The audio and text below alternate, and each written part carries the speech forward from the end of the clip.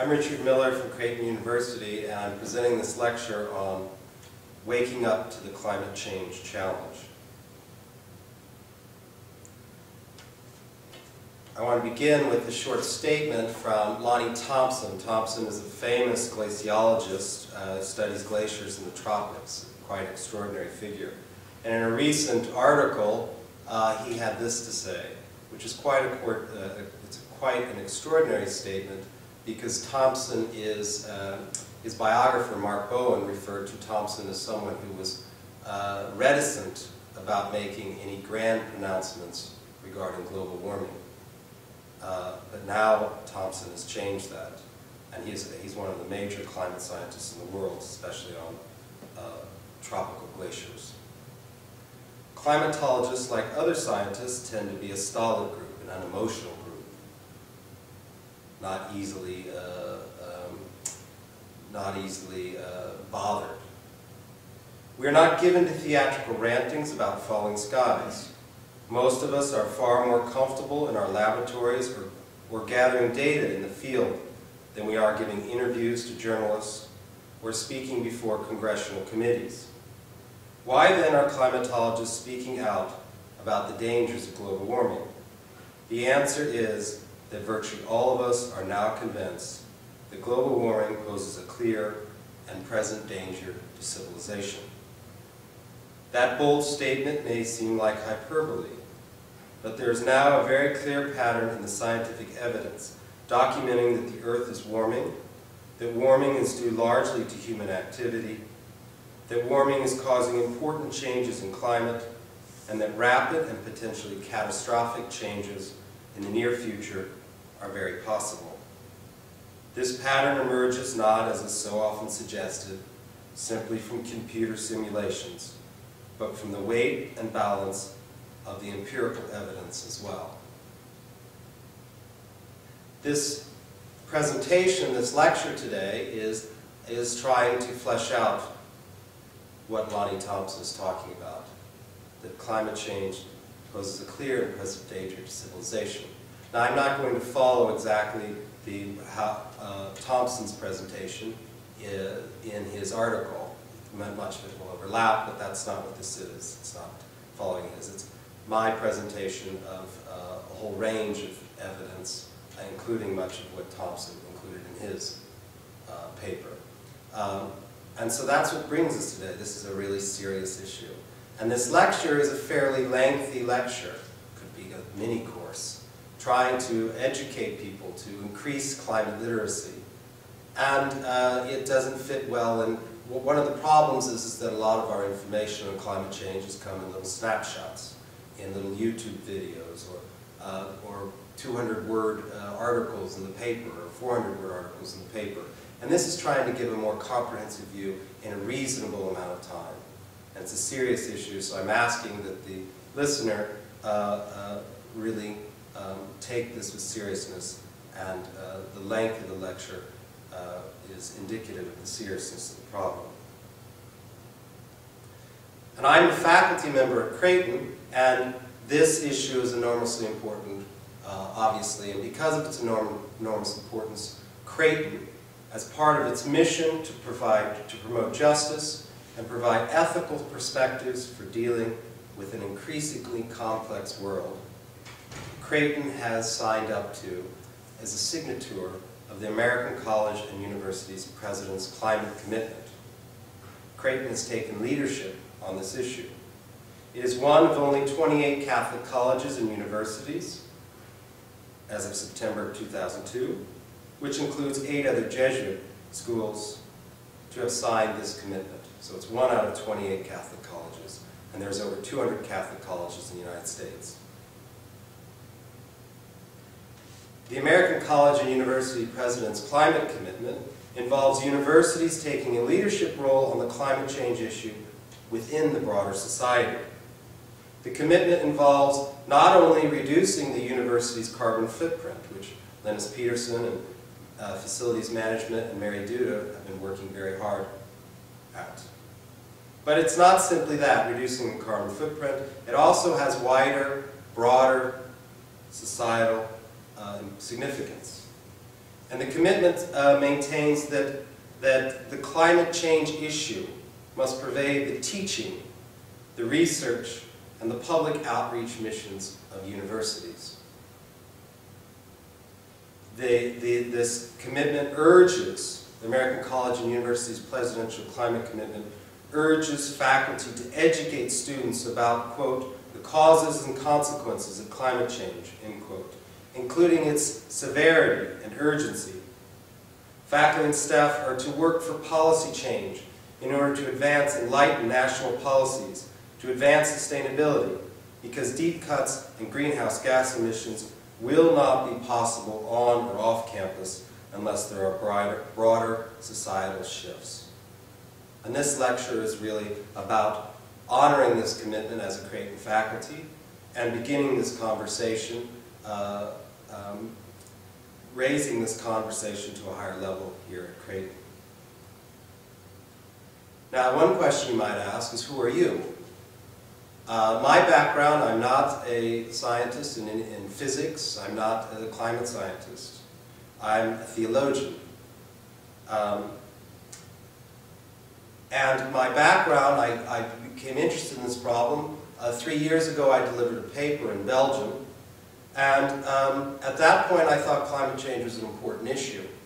But I kept hearing 2050 targets. So it's an important issue, but I thought it was an important issue for the future. And in a conversation with some people while I was visiting Belgium, those who worked in the European Commission, the sustainability unit, it became quickly clear to me that this was an immediate issue, an important issue now. And since then, I've been reading the climate science for the past 3 years. So what is my method? I'm not a climate scientist, but I've been reading these, the scientific literature. So my method is to follow the major journals, the journal Nature, Science, the Proceedings of the National Academy of Science, Climatic Change, Geophysical Research Letters, and also to see the major institute studies, the NASA, the National Oceanic Atmospheric Association, the Hadley Center in England, the Tyndall Center in England, and the Potsdam Institute in Germany. And then to follow the reviews of literature, the IPCC, or the Intergovernmental Panel on Climate Change, the National Academy of Sciences, the U.S. Global Change Research Program, and the Copenhagen Diagnosis, which is a review of the literature, and NOAA's State of the Climate.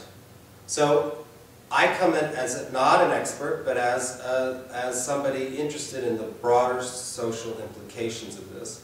And these reviews of literature allow you, somebody who's outside of the highly specialized various disciplines that deal with climate change, allows you to have a good basic working knowledge of what we are talking about. And so that's what I have. And it's important to know I'm not a scientist, so I'm trying to interpret the scientists. James Madison maintained that a popular government without popular information, or the means of acquiring it, is but a prologue to a farce, or a tragedy, or perhaps both.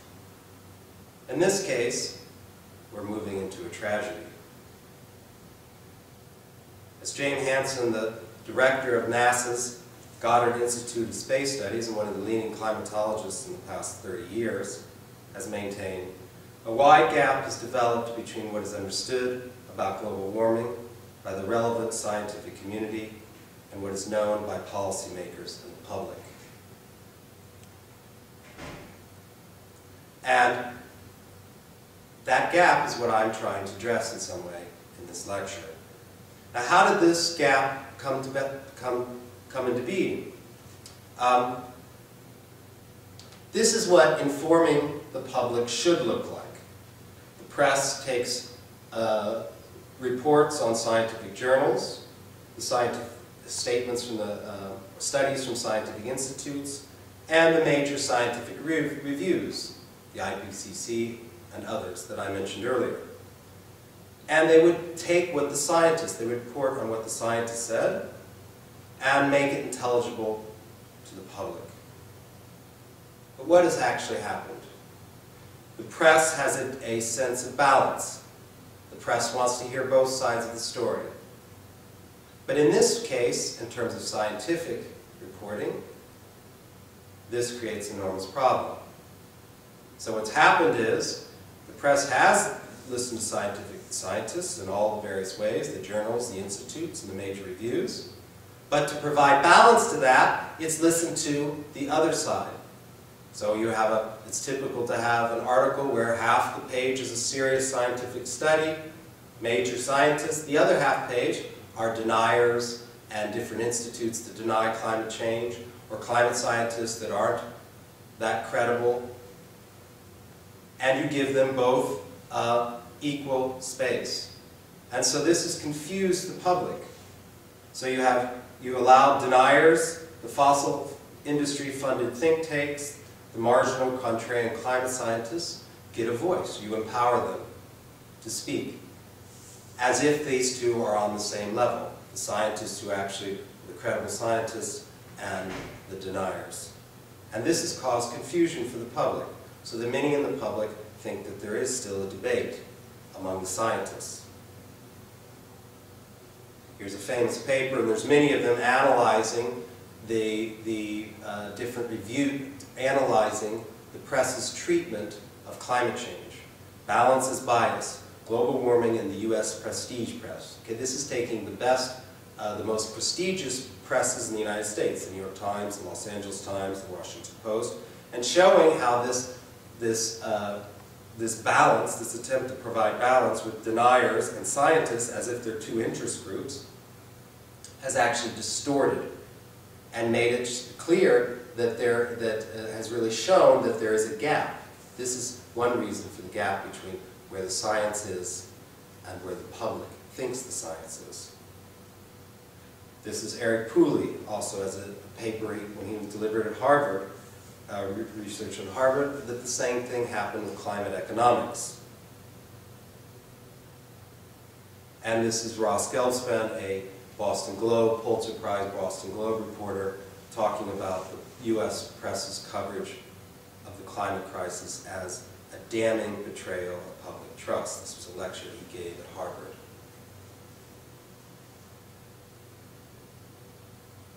And so I recognized that I had the similar problem. Reading the New York Times every day, I wasn't informed 3 years ago.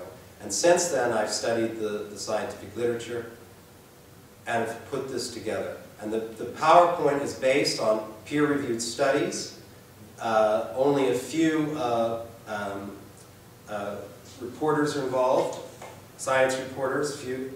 Seth Bornstein at the Associated Press is excellent. Stephen Leahy is another excellent reporter. But most of this is based upon what's going on among the peer-reviewed literature, among the experts. So the outline of the lecture, there's three major questions. Is the Earth warming? What are the forecasted impacts of climate change? And how can this problem be solved? The longest section of this is the second section. What are the forecasted impacts? Part 1. Is the Earth warming?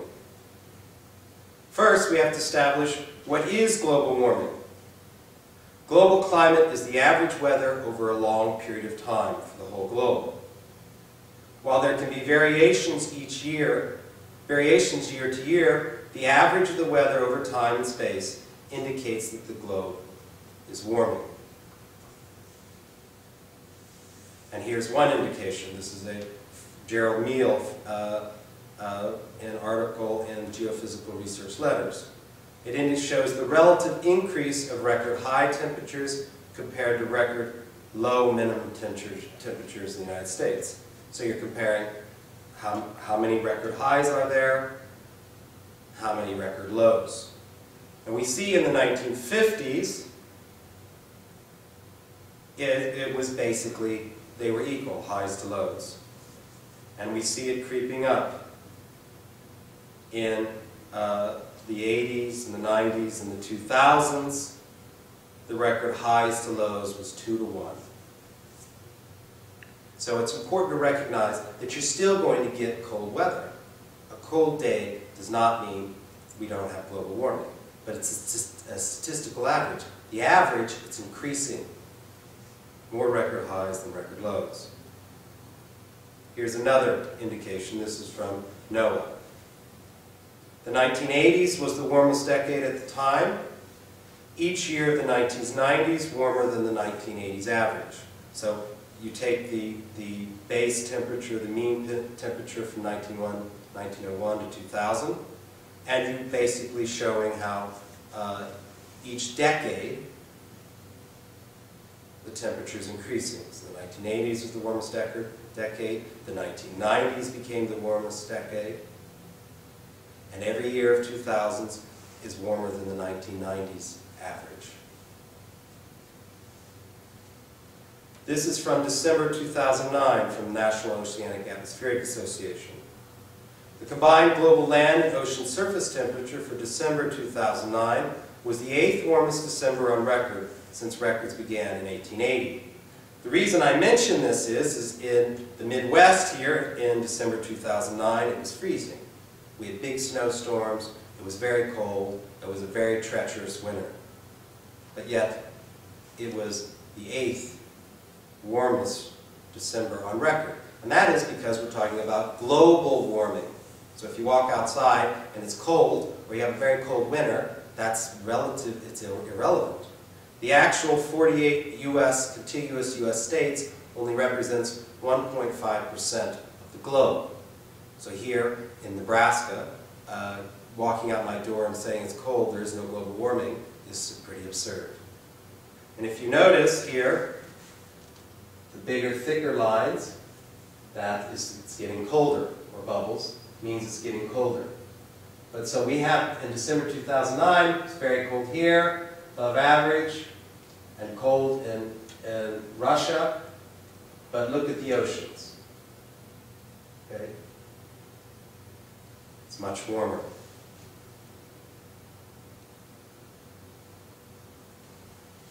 So is it warming, is the question. Here's NASA's temperature data since 1880. You see it's pretty much a stairway up.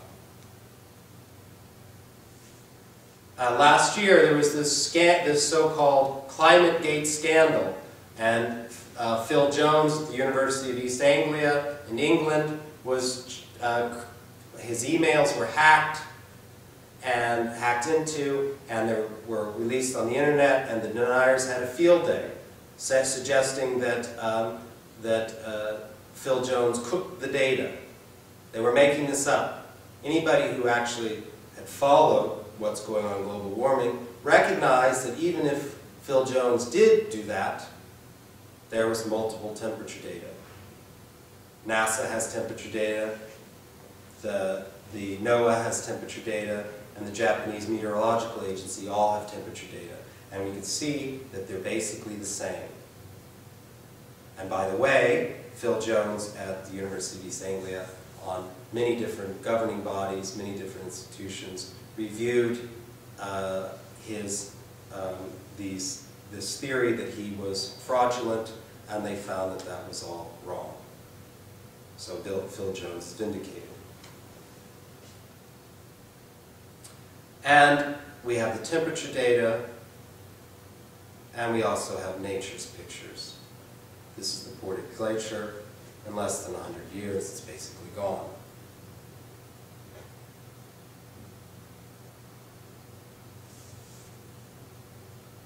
Okay, so is it warming? Now we ask, what do the experts say? What is the scientific consensus? We see, when we look at that, we all rely on experts. If I damage my knee walking down the stairs, I don't go to my internist, I go to an orthopedic doctor. And we rely on specialists. We live in a complex society, we rely on specialists. And that's true here.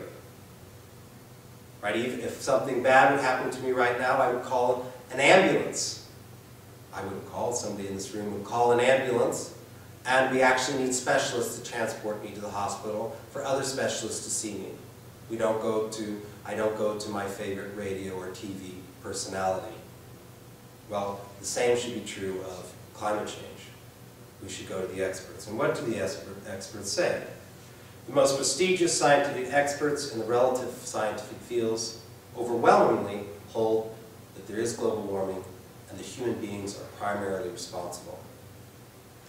A poll or a survey of members this is in an article published in AOS, the Transaction of the American Geophysical Union, showed that 97% of specialists surveyed think that human activity is a significant contributing factor in changing the mean global temperature, 97%. A recent paper published in 2010 looked at the credibility of 1,300 climate scientists, and the way you would do that is you would see how many publications have they had, and how many times, to see how prominent these figures are, these scientists, how many times have these people quoted or cited a citation, how many times have these papers been cited. And this paper showed that 97 to 98% of climate researchers most actively publishing in the field support the tenets that human beings are the primary cause of the recent warming, that is the warming over the past century, and that the most prominent experts, those who denied this thesis, that human beings are the primary cause, were less prominent figures, substantially below that of the convinced researchers, the article shows. Then we look at the most prestigious peer-reviewed scientific journals. The number of scientific studies dealing with climate change published in scientific journals between 1993 and 2003, 928. This is from a paper in the journal Science. The number disagreeing with the global consensus that the greenhouse gas pollution has caused most of the warming of the last 50 years, 0. So you have the scientific experts, the most papers on overwhelming, 928 to 0, of the most prestigious journals, and you also have the most prestigious scientific institution. The most prestigious scientific bodies in the world have all issued public statements that global warming is real and is caused mainly by human beings. And what are the most prestigious bodies, scientific bodies in any country? That is the National Academy of Sciences. So the National Academy of Sciences in the United States, the United Kingdom, France, Germany, Italy, Japan, Mexico, South Africa, Brazil, Canada, China, India, and Russia have all issued these statements. Here's a joint statement by the G8 countries, the major developed countries, and the 5 major developing countries. And it says, the need for urgent action, among other things, it says the need for urgent action to address climate change is now indisputable.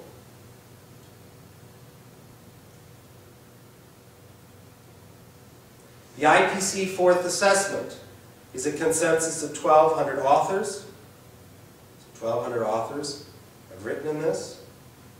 The IPCC is a review of the scientific literature. It includes 1,200 authors and 2,500 scientific expert reviewers from more than 130 countries, making it perhaps the most extensively peer-reviewed science document in history. Here is the U.S. National Academy of Science statement in 2010. A strong, credible body of scientific evidence shows that climate change is occurring, is caused largely by human activities, and poses significant risks for a broad range of human and natural systems. Some scientific conclusions or theories have been so thoroughly examined and tested and supported by so many independent observations and results that their likelihood of subsequently being found to be wrong is is vanishingly small. Such conclusions and theories are then regarded as settled facts. This is the case for the conclusions that the Earth system is warming and that much of the warming is very likely due to human activities. So the U.S. National Academy of Science, the most prestigious scientific body in the United States, maybe perhaps the world, calls the theory that human beings, that the planet is warming and human beings are primarily responsible as settled fact. Here is a letter to all the senators of the United States in October 2009.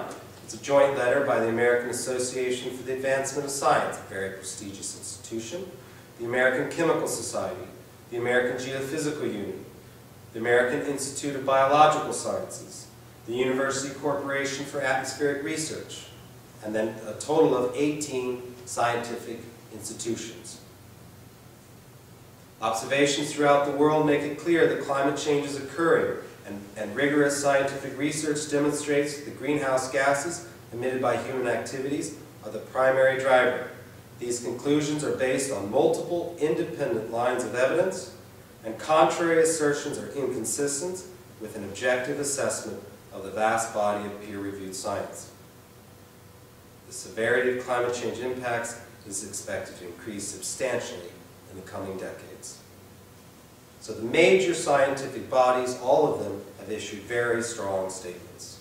What are the multiple lines of evidence indicating the globe is warming?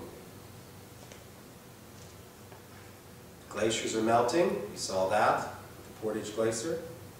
The temperature over land is increasing. Snow cover is decreasing. The permafrost, that's the frozen area in the northern latitudes. I think 20% of Canada is permafrost. It's a permanent, the word is very descriptive. It's the ground is permanently frozen. Much of it's been frozen for thousands of years.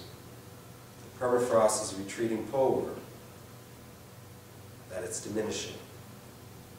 Tree lines shifting poleward and upward. Spring is coming earlier, and species are migrating poleward and upward. Humidity is increasing.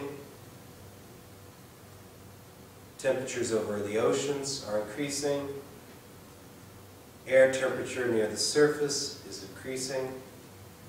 Sea surface temperature is increasing.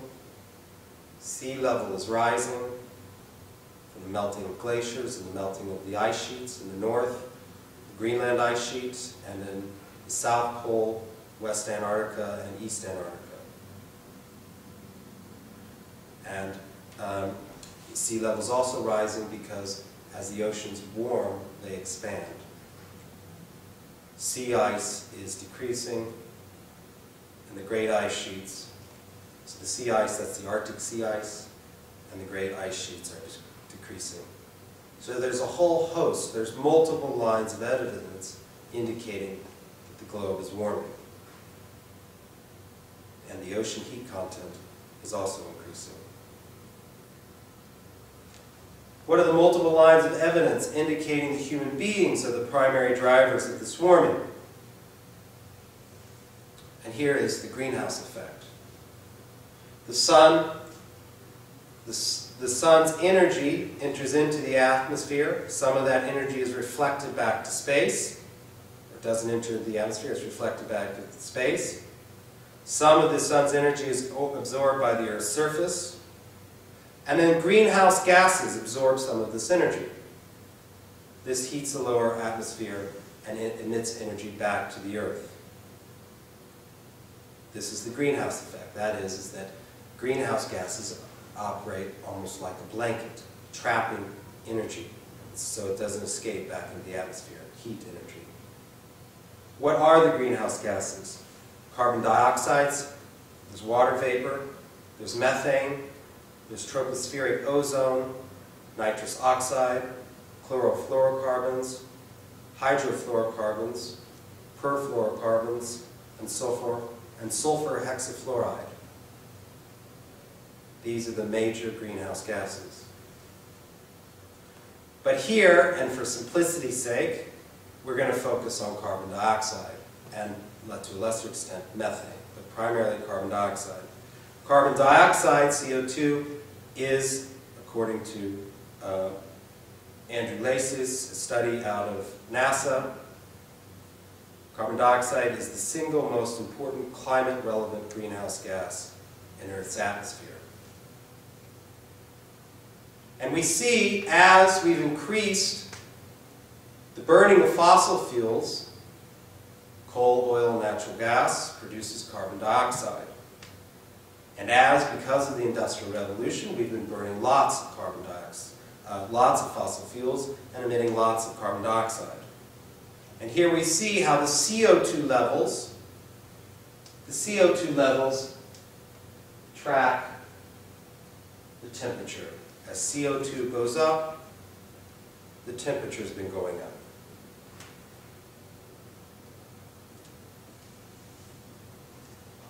And here are 10 indicators. So before we did the indicators that the world is warming, and now we want to do 10 indicators of the human fingerprint on climate change. And I'm not going to deal with all of these. Some of the upper atmosphere ones are more technical, but I'll mention some of these. We have 30 billion tons of CO2 per year. We just saw that in the previous slide. As the CO2, we keep pumping it in the atmosphere, increasing CO2, temperatures are rising. There's less oxygen in the air. That is to say, when you burn fossil fuels, it draws on oxygen and releases carbon dioxide. So there's less oxygen in the air. There is more fossil fuel carbon in the air. That is to say, there's different carbon isotopes. There's carbon-12, carbon-13, and carbon-14. Carbon-14 is much rarer. Plants prefer carbon-12. And fossil fuels really are ancient plant matter. And as we burn fossil fuels, the carbon-12, so it's basically a ratio between carbon-13 and carbon-12, that changes. It's an indicator that the carbon that's being released in the atmosphere is coming from plants. That is, from fossil fuels, which are being burned. So there's more fossil fuel carbon in the air. And we could also look back and see that if we look into coral reefs, we can see that there's been a sharp rise of fossil fuel carbon since the Industrial Revolution. There is, the nights are warming faster than the days.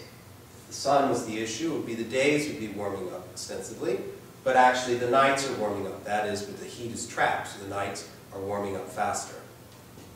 More heat is returning to the Earth, so there's less heat escaping to space. We can, through satellites, see that the infrared heat is escaping into space, and the more heat is returning to Earth. So there's multiple lines of evidence indicating that human beings are the primary drivers of climate change. This is from the German Advisory Council on Global Change, which really comes out of the Potsdam Institute, a major climate change research institution. And it says this: it is scientifically proven that a rise of CO2 and other greenhouse gases in the atmosphere leads to global warming. Around 85% of the warming since 1900 and almost 100% of warming since 1980 has been caused by human activity. Here is the activity of the sun. The sun is, according to NASA, in the pits of the deepest solar minimum. So actually the sun's output of energy is decreased since 1995. So that is certainly not the factor. This is from the Copenhagen Diagnosis, a very important, and I highly recommend it as a review of the scientific literature. And this shows the human influence versus the solar influence. So the solar influence is basically flatlining. and the human influence increasing. And the sources of CO2, it is through the burning of fossil fuels and also through deforestation. Trees draw CO2 out of the atmosphere. So burning fossil fuels emits 7.5 billion tons of carbon each year, and deforestation emits 1.5 billion tons each year. Electricity generation and transportation are the largest sources of CO2 emissions, with coal-fired power plants are the biggest culprits. So coal-fired power plants are the biggest problem. Coal is, I think, 60% more carbon intensive than, for instance, natural gas. So we see that the Earth has warmed, we see the human beings are the primary drivers, and now the question is, how much has the Earth warmed? Since the 19th century, CO2 has increased from 280 parts per million to 390 parts per million. And the planet has warmed 0.8 degrees Celsius, or 1.44 degrees Fahrenheit. Now, throughout this, I will use Celsius because that's what the world uses. And I'll explain to you what would be a good measure to give you a sense of the kind of change that these, what seem like very small increases, can do. These very small increases, what appear to us as small increases. So the planet is warm 0.8 degrees Celsius so far. But there is another 0.6 degrees of warming in what scientists call the pipeline. That is that if we stopped emitting CO2 and cutting down our forests, this would be coming. This is already coming. Because there's a lag time between the cause, the increased greenhouse gas emissions, and the effect, increased temperatures. And the reason is because the oceans take a long time to heat up. Research suggests that it takes 25 to 50 years for 60% of expected warming from greenhouse gases to take place. So if we stopped emitting CO2 today, the planet's going to continue to warm up. And the median here is roughly 37 years.